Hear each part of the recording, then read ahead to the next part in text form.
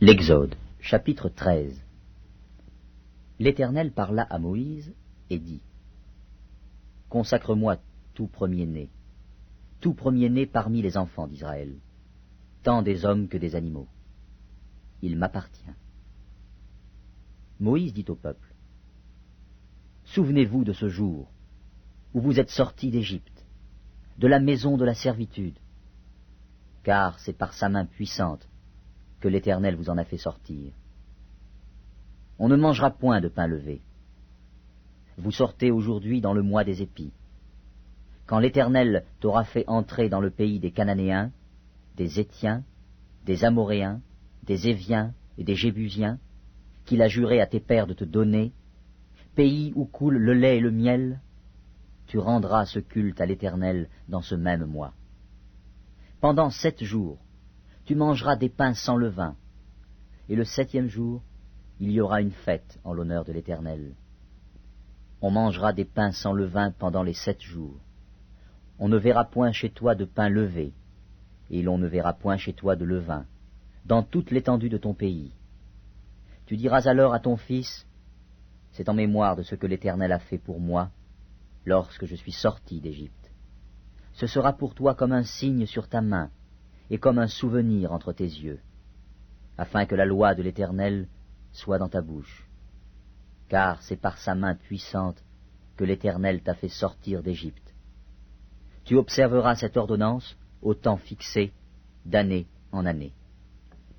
Quand l'Éternel t'aura fait entrer dans le pays des Cananéens, comme il l'a juré à toi et à tes pères, et qu'il te l'aura donné, tu consacreras à l'Éternel ton premier-né, même tout premier-né des animaux que tu auras. Les mâles appartiennent à l'Éternel. Tu rachèteras avec un agneau tout premier-né de l'âne, et, si tu ne le rachètes pas, tu lui briseras la nuque. Tu rachèteras aussi tout premier-né de l'homme parmi tes fils. Et lorsque ton fils te demandera un jour : que signifie cela ? Tu lui répondras : par sa main puissante, l'Éternel nous a fait sortir d'Égypte, de la maison de la servitude.